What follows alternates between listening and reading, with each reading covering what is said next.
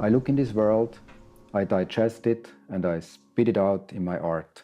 I try to have a balance of like still have something in there where there's a critical moment, where there's a moment what could disturb you. It might lead you to think about something more than just the beauty of it.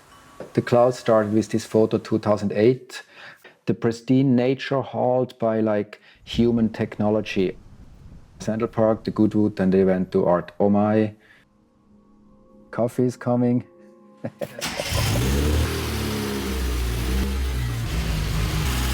My perspective on the world could be how beautiful it is. It could be how worried I am about certain things. I like very much human stupidity in a way, like, you know, where we are so perfect in many ways, but we fail also in other ways. And I like sometimes to focus on that in a not serious way, but more like in a humoristic way. I like this photograph here very much. It shows like the generation of a human life. Starts with a small baby and ends with a 90 years old man, and just the stages where humans go to this biological journey in life. And from each point you see life in a different light. And this is a fun effect, I think. Ha ha! Yeah!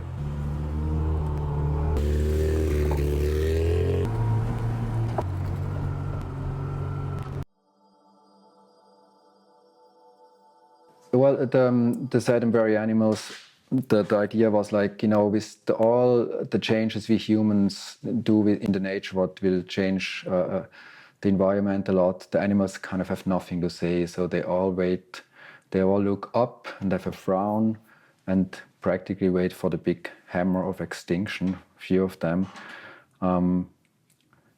Again, it's a humoristic work. It's not like that serious. As you can see, they're like cute looking animals.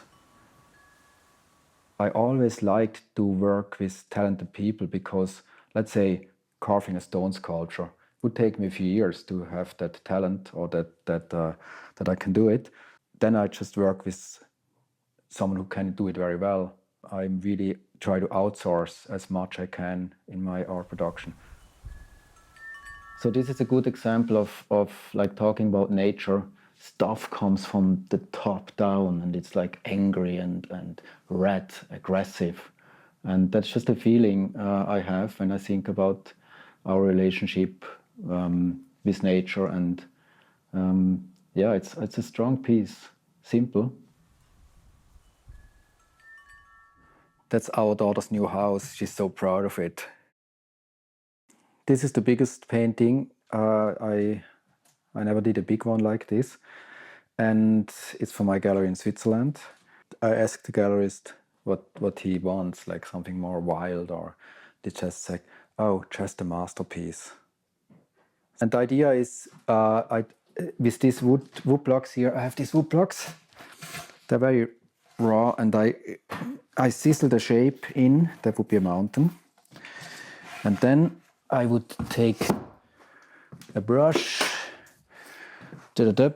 paint it, and then when it's painted, I put it on the canvas and I don't do it now, but I step on it with my full weight. As you can see, the whole studio is like a library of shapes, and they are like very simple shapes of like raindrops, trees, grass, fire coming down, some winds coming down, a lot of raindrops. There's a lot of like, the weather is always a little bit angry, and so you have the feeling like something is coming. And I think that's maybe the feeling we have as humans at the moment. We know there's something is coming, and the climate will change. I use nature to talk about nature. So that's the idea.